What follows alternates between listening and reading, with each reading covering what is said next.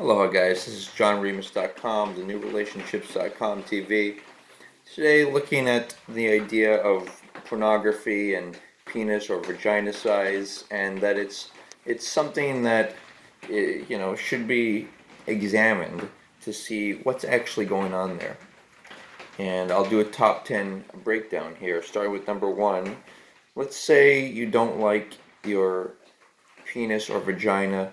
Remember, there are different qualities of it, including size and and perhaps you don't like your body or whatever it is.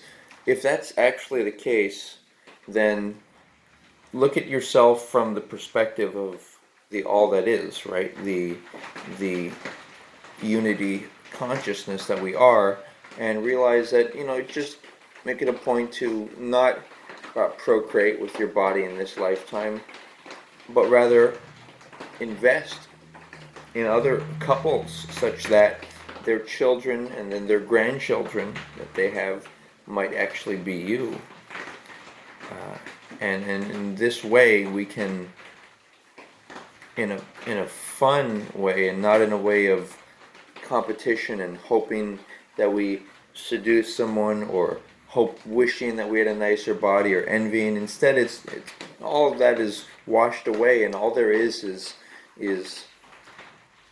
leading to number 2 here. The idea of this concept of envy is actually, it's not even envy. What it really is it's disapproval. Because, for instance, if you see a couple, you think they have nice bodies and maybe they're wealthy, whatever, then you're not going to actually be envious or resentful of them. But if, say, you see a man or woman using their body or leveraging their riches to seduce others, they're manipulating people, and they're leveraging that. And what that is it's a misuse or an abuse of what they have, and that's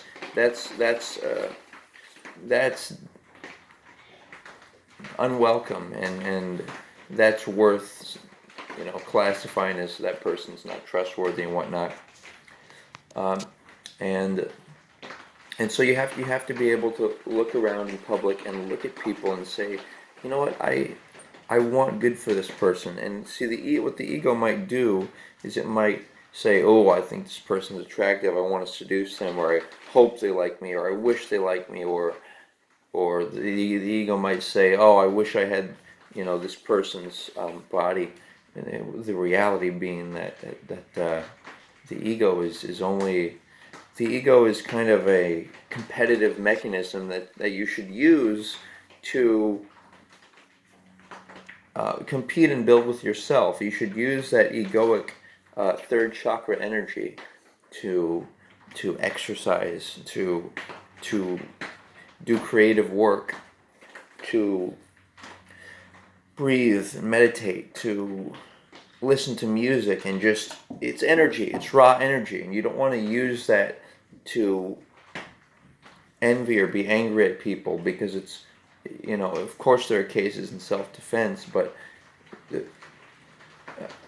generally you want to use that energy to not strike down people or hold a sign saying of disapproval, saying, for example, this organization is bad. Instead, you want to put an emphasis on what you like and say, oh, this organization I like is great. So in that, in turn, you're not channeling your energy towards people you don't like. And that leads me to number 3, is there's this phenomenon that occurs where people actually are willing to engage in verbal and physical intimacy with, and give their energy and passion to people they don't actually like. And yet they, like a prostitute, for example, using extreme examples, or a boy girlfriend, that doesn't say very much, because we're adults, right? We're men and women, so the linguistics, the semantics, right? And what happens is you want to train that mind of yours to think that, oh, you know what, this is what I actually am. I am all that is, and I'm going to take good care of this body, and emphasis on my dreams and my dream mate. And instead of trying to do anything else, instead of thinking that, oh, you want to seduce or attract every single person, because the ego will do that. The ego will want to, and so that in that sense, it's number four. It's important to consider where you are, because if you are in an environment with people of the opposite gender or people you're attracted to, the ego might by default want to impress them. So, for example, if you're in an environment with, say, unhealthy people, then the ego might think that, let's say they're unhealthy and they like a hobby, the ego might want to put more of an emphasis on whatever hobby that is, and and instead of good health, and so be careful of that. The psychology of that. If that's what it's meant by, if you put yourself or surround yourself with certain people, you'll of course be influenced or become by them. But kind of, let's turn back to the issue here of that there are many number five. There are many different body types, genitalia types, and compatibility. It has to do in part with the depth of the woman's A spot, which is the back of the vagina, and that's actually between 4 and 7 inches in the vagina, and so obviously you need a corresponding penis size in order to reach that, and but you don't need to have intercourse in order to discover that. The woman can, obviously she should know her depth by the use of sex toys, and the man should realize that instead of what some pop culture portrays, which is just as rude as talking about women's breast size, about talking about men's penis sizes is a mean-spirited thing to do. It's like talking about women's vagina size and saying it's loose, or I just don't think it's suitable even for humorous content. It's like body shaming, and it's not in the spirit of fun. It's rather in the spirit of intimidating another person. And I think these are all things that should be kept private. And how are they revealed? Sometimes wearing too tight clothing, or women wearing revealing clothing, or men, or perhaps in school showering. I don't think people should shower together at all, whether it's, even if it's all men. I don't think people should be nude around each other, and I also think it's unsuitable to talk about one's personal life and their intimate life, and these are all side notes, but it's going along with the theme that that has to be brought to awareness in order for there to be a healthy society that doesn't say that, oh, you need a bigger sized penis or a tighter sized vagina, or more shallow vagina. That's up to the individual, and the interesting thing is that's not always a priority for people, because sometimes what's more important is health and the shape, or health of the sex organs, especially important to oral sex, and also the health of the rest of the body, and perhaps the somebody's. I think the number one attracting qualities of people isn't even sexual compatibility, but rather it's subtle things that occur where you look at a person and you say, oh, I do like that person. Like maybe they like similar music as you. Perhaps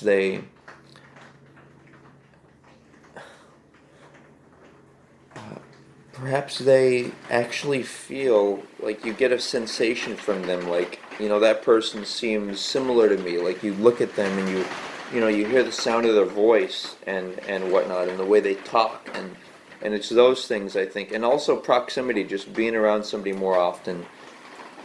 That's a whole nother conversation about compatibility, but right now we're talking in particular about the idea of pornography and the genitalia, and so let's go to number 6 here. Um, Incidentally, like what's a preferred size of penis, or the same could be asked for what's a better size of a breast or clitoris or vagina, whatever it is. It's specific to the person. I, for example, though, think that, say, a penis that's, say, more than 6 inches in length, or maybe too thick in width, what happens is it's not as easy to have extensive intercourse sessions, to maintain erections, and so that's something to be aware of also. But also, there's women can tighten the vagina using certain exercises featured online. Likewise, men, there's this term called jelqing, which allows you to, just like people stretch their earlobes, in Africa, they do different things. You can increase the penis size in a safe way. You want to do follow up research on that. But the choices that people make is, you just think about what you want and have some insight into the future. And also, there are other things like, I think it's important to have foreskin. I don't know why there's this cutting of the foreskin practice is devilish. I think it's just as disturbing as, say, funerals where the dead body is still there. I think that's a celebration of death, not life, and someone should be cremated and their death celebrated, not the fact that their life should be celebrated, and not anything else. Um, but basically, you have number 7 is this idea of pornography itself. The ego looks at it and thinks, "Oh, I wish I had." Men or women looking at it and say, "Oh, you wish you had that sexual opportunity," and would you actually want that? See, what happens in society is the ego and second chakra desire can control people. It can make you want to either have power over someone, which is, I think, why people like to have like a trophy wife or husband. Like, all that is having power over someone. Like, you want that person for their money, that they can satisfy your needs, desires, and wants. The reality being that we can satisfy ourselves with ourselves. Second chakra masturbation, orgasm, that allows you to not be controlled by that desire. And just the same in pornography. Like, would you really want to be those people? It's important, the prostitute men and women, because it's paid prostitution. Although, of course, we have some good pornography, which features actual couples doing fun scenes and role plays, which is great. But the point being that,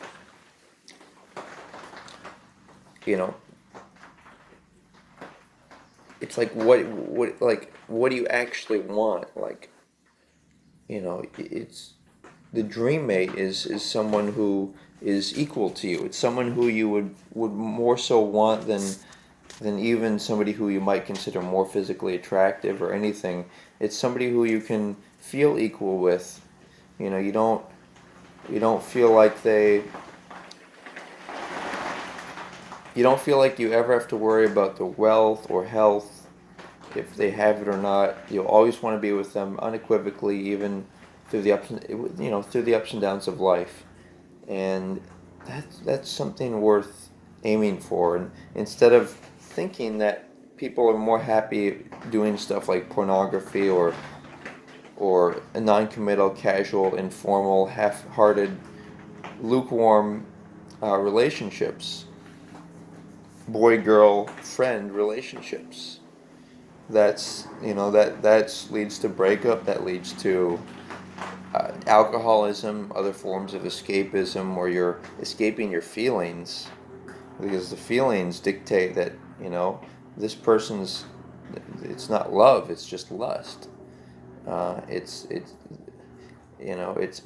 wanting to seduce someone. It's not actually respecting them. The irony being that you don't actually want to seduce somebody that you really care about. So, for example, this phenomenon occurs people who think of each other as family or extended family. And, like, for example, I consider people, I use the term dream team. I consider people a part of my dream team if they're say they're vegan and they only believe in no intimacy um, before marriage. Marriage being a ceremony, but the actual act of marriage is shown every day in physical intimacy. You're giving energy to someone, right?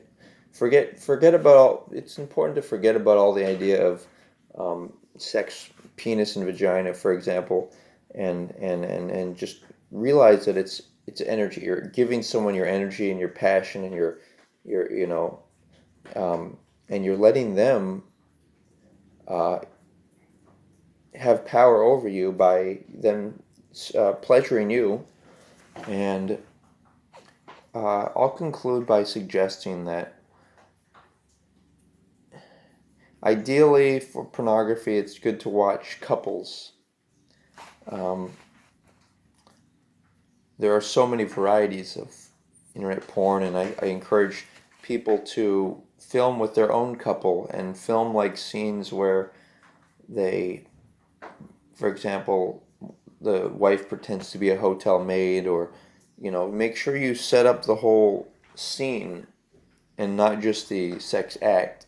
And I think it's useful for, at least for directed towards heterosexual men audience, that the guy should be holding the camera and there's no need to see the guy. That's just an idea, um, but basically, want yourself for your soul. Want somebody else for their soul. Want a person's soul. Don't want their body, and that will lead you in the right directions. And also you've got to activate your second chakra, masturbation, every day. Otherwise, that energy will control you. And and being in the wrong places, like at night, being around at nighttime, being sometimes you might, not intentionally, but you might be wearing clothing that might be suggestive or make you more attractive. For example, I encourage women to wear, uh, to cut their hair short, cut it, shave it, not completely bald, but like just a buzz cut, and wear loose clothing, and um, be, if you're in public, you should be either work oriented. You know what I mean? Like you should be, or defensive, where you can use fight or flight if needed, uh, and but just that mindset of the real world, not a closed, unrealistic environment like in a nice school or something, but the actual world where there are real dangers and real manipulators. Consider being prepared for that. So I'm realizing that this video didn't focus entirely on the prime subject matter of pornography and people's genitals, but the reality being that it's a subject that is involving. It's multifaceted. It involves a lot of psychology and what motivates people, who you want to like you, who and also, uh, of course, the components of actual sexual health and wellness, and but basically realizing that there are more powerful elements in play than than sexual desire, and that is the desire of the soul. So you can look at someone and want them to have a good life, want them to have a dream mate, more so than wanting to seduce their body. And you even if you're not sexually compatible and you're with someone who you think is your dream mate, and you have dreams together, and you hold each other and love each other, and of course have sex and have oral sex and whatnot, you but you want to be together more so than anyone else, more so than anyone else with any other body. So just to bring to awareness that idea of, that's what actually people actually want if they have control of their finances and their desires and their emotional life. They seek a dream mate. Thanks for considering. Aloha.